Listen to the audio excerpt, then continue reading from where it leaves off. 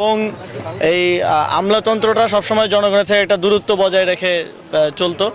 তো আমরা মনে করি যে তারাও জনগণের সেবক হিসেবেই নিয়োগ পেয়েছেন এবং সেই সেবাটা যেন তারা জনগণকে দেন এবং জনগণের পাশে দাঁড়িয়েই সেটা দেন, কোনো প্রভুত্বমূলক কোনো জায়গায় না থেকে ওই দূরত্বটা যাতে কমিয়ে আনা যায় মাঠ প্রশাসন সরকারের সাথে জনগণের, সেটার জন্য আমরা আরও সামনে পলিসি লেভেলে কাজ করব। সামনে যেন এই দূরত্বটা কমে আসে এবং আমরা যাতে এই অভিযোগগুলো যাতে না থাকে যে তথ্যের ঘাটতি কিংবা তাদেরকে পাওয়া যায় না, এই অভিযোগগুলো যাতে সামনের দিনে না থাকে সেজন্য আমরা কাজ করব। আপনার ক্ষেত্রের মধ্যে আমরা এটা নিয়ে উদ্যোগ নিয়েছি। আমরা আসার পরে দেখলাম যে যে কয়টা স্টেডিয়ামই আছে এগুলোরই যথার্থ সংস্কার কিংবা যথার্থ ব্যবহারযোগ্যতা নেই। তো সেই জায়গা থেকে আমাদের প্রাথমিক লক্ষ্য হচ্ছে এগুলোকে সংস্কারের মাধ্যমে ব্যবহারযোগ্য করে তোলা। অলরেডি বিসিবি আমাদেরকে একটা তালিকা দিয়েছে সারা দেশের 9টা স্টেডিয়াম ইন্টারন্যাশনাল পর্যায়ের, যেগুলো কখনো কখনো ইন্টারন্যাশনাল খেলা হতো। কয়েকটা আছে যে 26 বছর আগে একবার ইন্টারন্যাশনাল খেলা হয়েছে, তারপর আর ব্যবহারযোগ্যতা নেই। তো সেগুলোকে সংস্কারের মাধ্যমে প্রথমে ব্যবহারযোগ্য করা।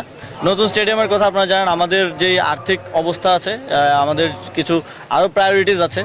তো সেই জায়গা থেকে আমরা নতুন কিছু তৈরি করার আগে আমাদের যে বর্তমান এক্সিস্টিং যেগুলো আছে সেগুলোকে উপযুক্ত করে গড়ে তুলবো। এবং একই সাথে বাফুফেকেও আমরা নির্দেশনা দিয়েছি যে আপনারাও একটা তালিকা দেন যে ফুটবল স্টেডিয়াম কোনগুলোকে আমরা আবার রিভাইভ করতে পারি, খেলার উপযুক্ত করতে পারি।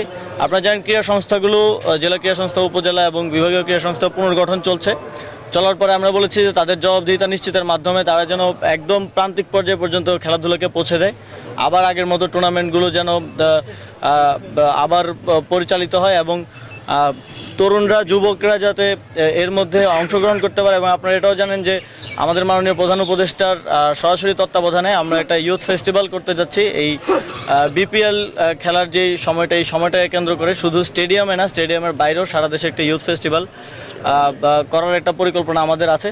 এবং সকলকে, যুবকদেরকে, তরুণদেরকে এর সাথে সংযুক্ত হওয়ার জন্য আমাদের আহ্বান থাকবে। আপনাদেরকে অনেক ধন্যবাদ।